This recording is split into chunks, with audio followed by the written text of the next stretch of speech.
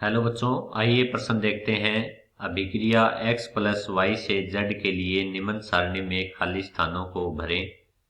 x के सापेक्ष प्रथम कोटि की एवं y के सापेक्ष शून्य कोटि की अभिक्रिया है। हमें सारणी में प्रयोग एक में x की सांद्रता मोल लीटर इनवर्स में, प्रयोग एक में 0.1 व y की सांद्रता 0.1 व प्रारंभिक दर mole litre inverse second inverse में 2 गुणा 10 की घातांक -2 है।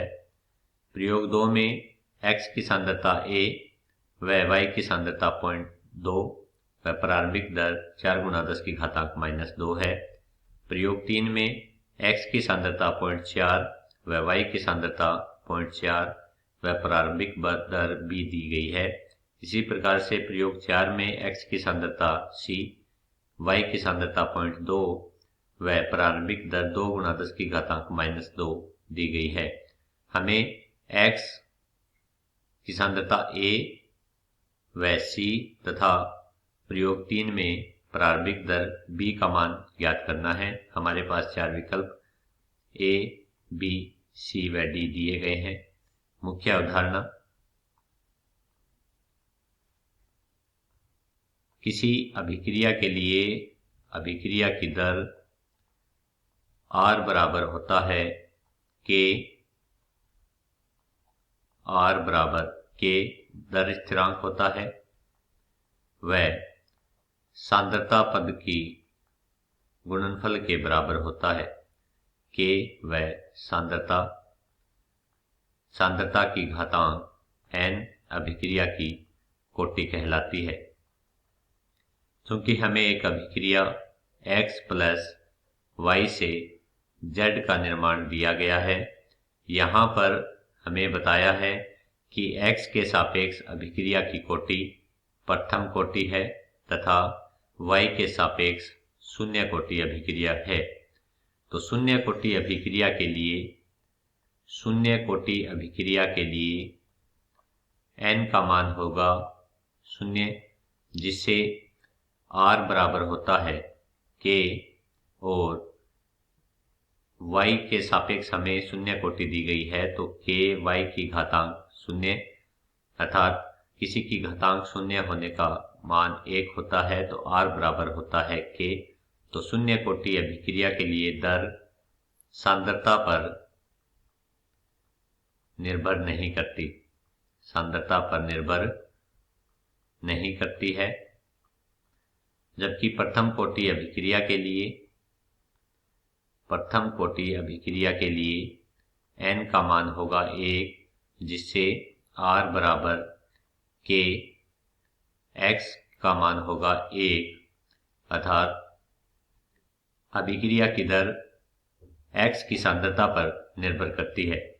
तो पूर्ण अभिक्रिया में x प्लस y से z के निर्माण के लिए r बराबर होगा k x की घातांक 1 व y की घातांक 0। इस प्रकार अभिक्रिया की दर y की सांद्रता पर निर्भर नहीं करती है। तो प्रयोग में देखते हैं। प्रयोग एक में अभिक्रिया की दर दी गई है 2 गुणा 10 की घातांक -2 मोल लीटर इनवर्स सेकंड इनवर्स बराबर होगा k और x की सांद्रता दी है 0.1, क्योंकि y की सांद्रता पर निर्भर नहीं करता। इस वजह से y के सांद्रता पद को उपयोग में नहीं लिया जाता है। इसे समीकरण 1 नाम देते हैं। प्रयोग 2 में अभिक्रिया की दर दी गई है 4 गुणा 10 की घातांक -2 बराबर k और x की सांद्रता हमें a दी है।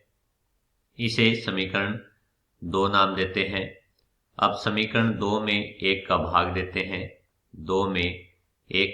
देते हैं, जिससे हमें x की सांद्रता a प्राप्त होगी। तो 2 में 1 का भाग देने पर 4 गुणा 10 की घातांक -2 भाग में 2 गुणा 10 की घातांक -2 बराबर k a भाग में k और x की सांद्रता यहाँ पर 0.1 दी गई है, जिससे हमें ए का मान प्राप्त होगा। ए बराबर 0.2 मोल लीटर इनवर्स। तो यहाँ से हमें ए की सांद्रता प्राप्त होती है। तो ए की सांद्रता होगी ए बराबर 0.2 मोल लीटर इनवर्स। अगले प्रयोग में प्रयोग 3 में हमें B बराबर अर्थात अभिक्रिया की दर B दी गई है। B बराबर होगा K और X की सांद्रता है 0.4। तो इसे हम समीकरण 3 नाम देते हैं। इसी प्रकार अब 3 का भाग 3 में समीकरण 3 में 1 का भाग देते हैं। 3 में 1 का भाग देने पर हमें अभिक्रिया की दर, समीकरण 3 में अभिक्रिया की दर है B, तो B भाग में समीकरण 1 में अभिक्रिया की दर दी गई है 2 गुणा 10 की घातांक -2 बराबर होगा K। X की सांद्रता यहाँ पर 0.4 है। वह प्रयोग 1 में X की सांद्रता 0.1 है, तो 0.1। जब इसको हल करते हैं तो B बराबर हमें प्राप्त होता है 2 गुणा 10 की घातांक -4 गुणा 4, अर्थात B बराबर प्राप्त होगा। B अर्थात अभिक्रिया की दर हमें प्राप्त होती है 8 गुणा 10 की घातांक -4 मोल लीटर इनवर्स सेकेंड इनवर्स। तो रिक्त स्थान B में हमें मान प्राप्त होता है B बराबर 8 गुणा 10 की घातांक -4 मोल लीटर इनवर्स सेकेंड इनवर्स। प्रयोग 4 में हमें अभिक्रिया की दर दी गई है 2 गुणा 10 की घातांक -2 बराबर होगा कि X की सांद्रता हमें C दी गई है। यहाँ पर हमें X की सांद्रता का मान निकालना है, तो K C ज्ञात करना है। अब हम इस समीकरण को 4 नाम देते हैं। तो समीकरण 4 में 1 का भाग देते हैं। जब समीकरण 4 में समीकरण 1 का भाग लगाया जाता है तो समीकरण 4 में दर का मान है 2 गुणा 10 की घातांक -2। वह समीकरण 1 में दर का मान है 2 गुणा 10 की घातांक -2 बराबर होगा समीकरण 4 में K X की सांद्रता C। वह समीकरण 1 में K और X की सांद्रता है 0.1, जिससे C का मान निकलता है। तो C बराबर होगा 0.1 मोल लीटर इनवर्स।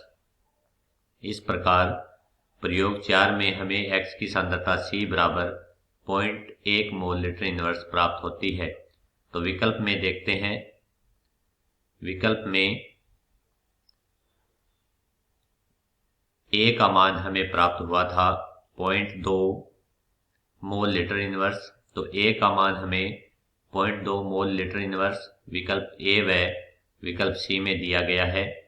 इसी प्रकार प्रयोग 3 में अभिक्रिया की दर B का मान हमें प्राप्त हुआ था 8 गुणा 10 की घातांक -2, तो विकल्प A में B बराबर 8 गुणा 10 की घातांक -2 दिया गया है, जबकि विकल्प C में 2 गुणा 10 की घातांक -2, जो कि गलत होगा। तो और प्रयोग 4 में X की सांद्रता C का मान हमें प्राप्त हुआ था 0.1 मोल लीटर इनवर्स। तो इस प्रकार हमारा सही विकल्प होगा A। आशा करता हूँ आपको अच्छे से समझ आया होगा। धन्यवाद।